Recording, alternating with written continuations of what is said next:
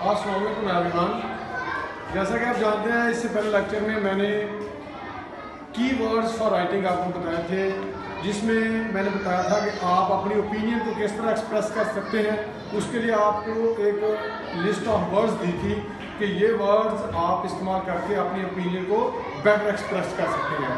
उसके अलावा एक लिस्ट थी कि कंपैरिजन करने के लिए कि आप दो या दो से ज़्यादा चीज़ों के दरम्यान जब कंपैरिजन करें तो आपको उनके लिए कौन से वर्ड इस्तेमाल करने चाहिए, एक वो लिस्ट बताई थी। आज मैं आपको 3 लिस्ट बताऊंगा, जिनमें एक जब आपने किसी मसले के हवाले से जब आप बात कर रहे हो तो आपने मिसाल देनी हो तो उसके लिए आपने कौन से वर्ड इस्तेमाल करने हैं। जब आपने एक जनरलाइजेशन करनी हो, जनरल बात करनी हो तो उसके लिए आपने कौन से वर्ड इस्तेमाल करने हैं। और जब आपने किसी चीज़ के हवाले से फुल एग्रीमेंट अपना शो करना हो तो आप उसके लिए हवाले से आपने कौन से वर्ड इस्तेमाल करने हैं। जब आपने एग्जांपल देनी है तो उसके लिए आपको वर्ड्स इस्तेमाल करने चाहिए राइटिंग में। ये जो वर्ड्स हैं ये की वर्ड्स फॉर राइटिंग है, यानी कि आपकी राइटिंग में को फ्लॉलेस बनाने के लिए, आपकी राइटिंग शॉर्टकमिंग्स को कम करने के लिए, एट ऑल ख़त्म करने के लिए ये वर्ड्स हैं जो आपकी राइटिंग को निखार सकते हैं, आपकी राइटिंग को रिफाइन कर सकते हैं, आपकी राइटिंग को ब्यूटीफुल बना सकते हैं। जब आपने किसी हवाले से एग्जांपल देनी है तो आपने कौन से वर्ड इस्तेमाल करने हैं। For example, such as, that is, for instance, namely. इनमें से कोई भी वर्ड आप इस्तेमाल कर सकते हैं मिसाल देने के लिए, ठीक है ना। लाजमी नहीं है कि आपने फॉर एग्जांपल ही इस्तेमाल करना है मिसाल देने के लिए, आप नेमली भी इस्तेमाल कर सकते हैं। अगर आप फॉर एग्जांपल तो बहुत ही यूज्ड वर्ड हो चुका है हमारे लिए, अगर आप नेमली यूज़ करेंगे, इस पर नेमली यूज़ करेंगे तो आपकी राइटिंग में ज़्यादा अट्रैक्शन होगी, आपकी राइटिंग अपीलिंग होगी।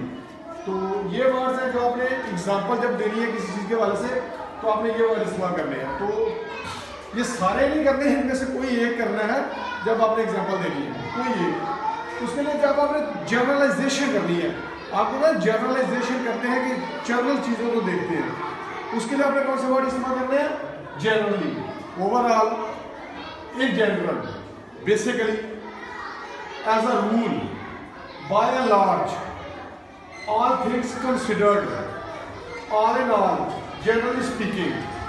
ये वर्ड्स हैं जब आपने जनरल बात करनी हो तो उसके लिए आप ये वर्ड, इन वर्ड में से कोई भी वर्ड इस्तेमाल कर सकते हैं जनरल बात करने के लिए। जब आपने किसी चीज़ को, जब आपने फुल एग्रीमेंट का एक्सप्रेशन करना हो किसी चीज़ के हवाले से तो आप यानी कि एग्री है, फुली एग्री है किसी मसले के हवाले से या किसी चीज़ के हवाले से या किसी भी बिलीफ फेथ के हवाले से आप फुली एग्री है तो उसके लिए आपने कौन से वर्ड इस्तेमाल करते हैं।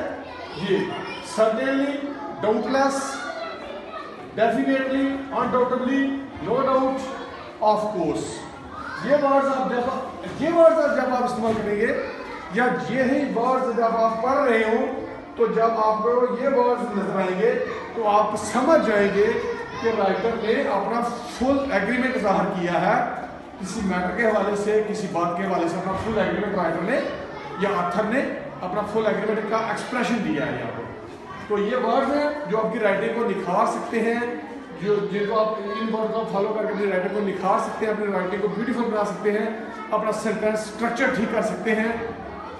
और ये छोटी छोटी चीज़ें सीखने से आपकी राइटिंग बेहतर होगी, आपका सेंटेंस स्ट्रक्चर ठीक होगा और आप एक अच्छे राइटर बन सकेंगे। और अच्छा राइटर बनना ही पाकिस्तान में CSS, PMS और अदर कॉम्पिटिटिव एग्जाम्स में कामयाबी है। एक अच्छा राइटर ही इन एग्जाम्स में, कॉम्पिटिटिव एग्जाम में कामयाबी हासिल कर सकता है। तो अच्छा राइटर बनना बहुत अच्छी बात है। इससे आप आर्टिकल लिख सकते हैं, बुक्स लिख सकते हैं, स्टोरीज लिख सकते हैं, पोइटिक वर्सेस लिख सकते हैं, बहुत कुछ आप लिख सकते हैं अगर आपकी राइटिंग बेटर है।